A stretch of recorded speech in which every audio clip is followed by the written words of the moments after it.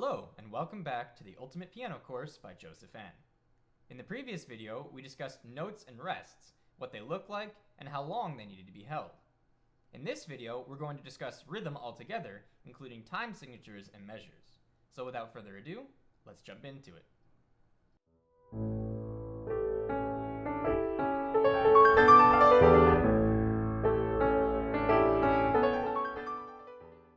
To begin, let's take a look at this empty piece of music.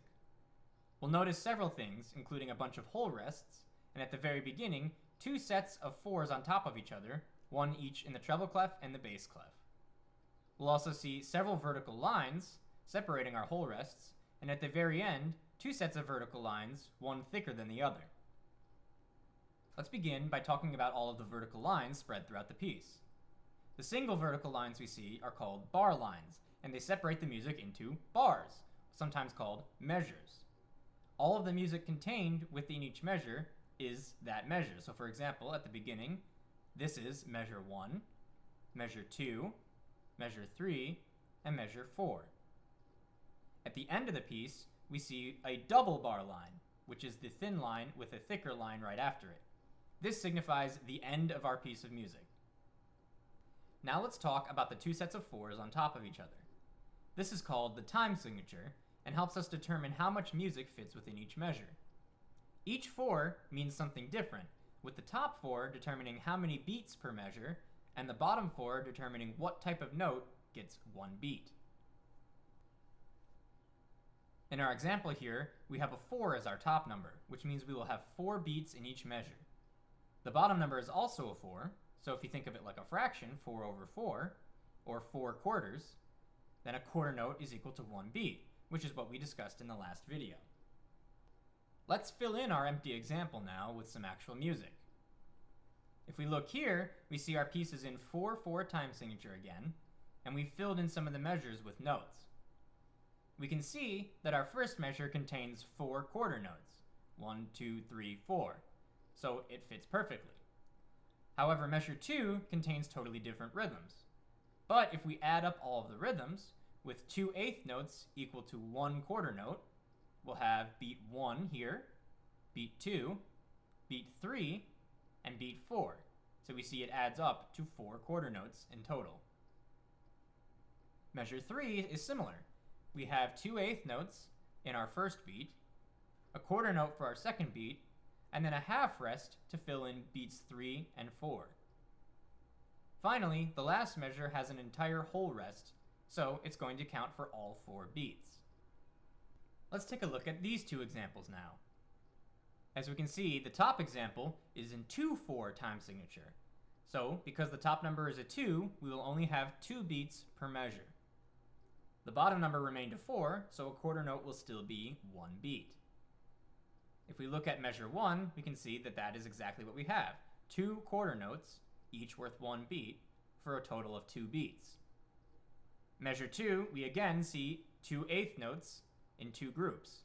So we have beat 1 being the first 2/8 notes, and beat 2 being the second 2/8 notes. In measure 3, we have 4/16 notes.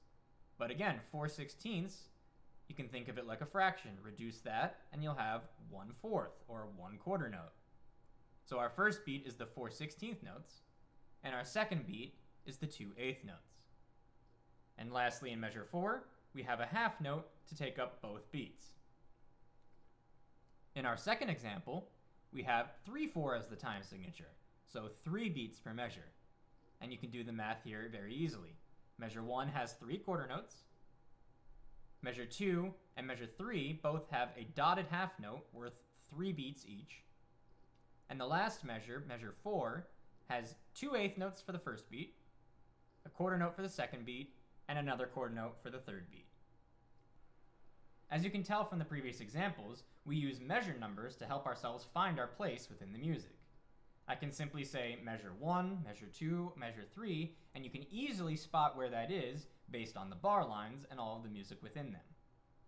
In all of our examples, we've had a 4 as the bottom number in our time signature, which means a quarter note will always be 1 beat.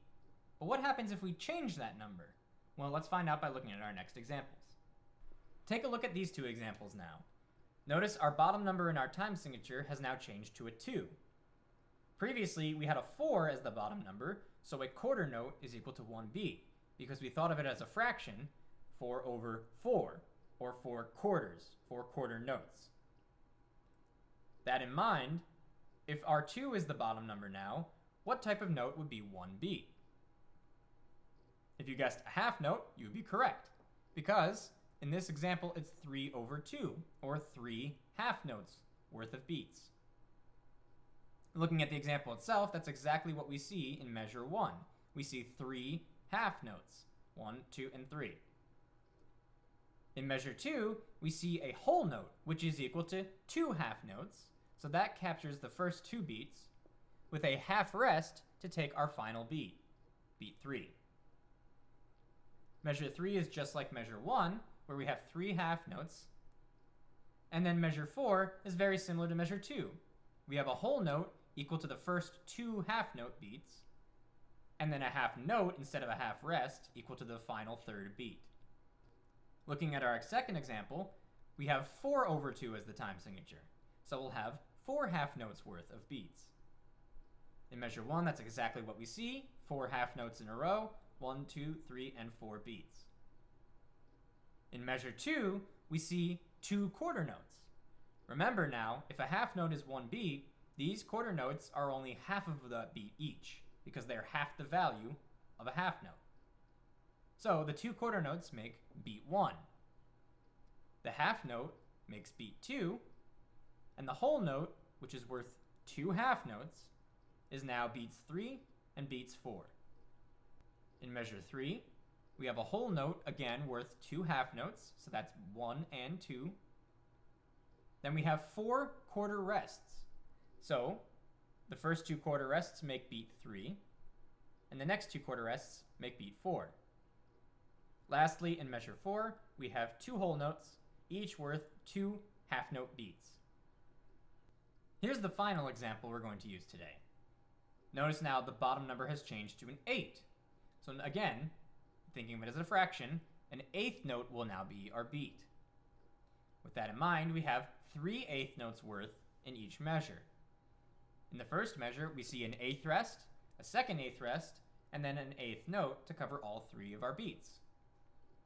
In measure 2, we have a quarter note, which is equal to 2 eighth notes, and then the third 8th note is covered by, well, an actual 8th note. In measure 3, we have an 8th note, an 8th rest, and an 8th note, so that covers all 3. And then in measure 4, we have a dotted quarter note, which is actually equal to 3 eighth notes. Something you may have noticed from all these examples is that you can fit any number of notes and rhythms in each measure as long as it fits within the total number of beats in the time signature. For example, in 3/4 time, you don't necessarily need to have 3 quarter notes in each measure. You can fit other types of notes and other rhythms as long as it fits within 3 total beats. Now, something else to note. 4/4 is the most common time signature you'll run into, so it's often referred to as common time and is abbreviated to a C. 2/2 is another very common time signature and is referred to as cut time because it's cut in half, and the C now has a slash in it. Now, time signatures that have an 8 on the bottom are often split into groups of 3. So for example, in 3/4 time, we might think of each beat as 1 and, 2 and, 3 and, splitting our groups into 2 eighth notes per beat. But in the equivalent 6/8 time, we're going to have, instead of 3 beats of 2 eighth notes, we're going to have 2 beats of 3 eighth notes, 1 and a, 2 and a. This is called a compound time signature, and it's something we'll run into in a lot of other types of pieces later on. So let's recap. Looking at our empty piece of music, we can see that there are vertical lines called bar lines that separate our music into measures. At the end of the piece is a double bar line that tells us that our piece is over. At the beginning of the piece, we can see the time signature, which is 2 numbers on top of each other in the treble and the bass clef, and they tell us how many beats fit within each measure and which type of note is equal to 1 beat. If the bottom number is a 4, a quarter note is equal to 1 beat because you think of it as a fraction, 4/4 or 4 quarters. If the bottom number is a 2, a half note is equal to 1 beat. And if the bottom number is an 8, an eighth note is equal to 1 beat. Likewise, the top number tells us how many beats per measure. So if the top number is a 4, you'll have 4 total beats per measure. If the top number is a 3, you'll have 3 beats per measure, and so on. We can fit any number of notes and rhythms in each measure as long as it adds up to the total correct beats in each time signature. A very common time signature is 4/4, referred to as common time, and we'll also see it as the letter C. In a similar vein, 2/2 is cut time and has a C with a slash through it. And lastly, any time signature with an 8 on the bottom is a compound time signature and is often split into groups of 3/8 notes per beat instead of 2/8 notes per beat.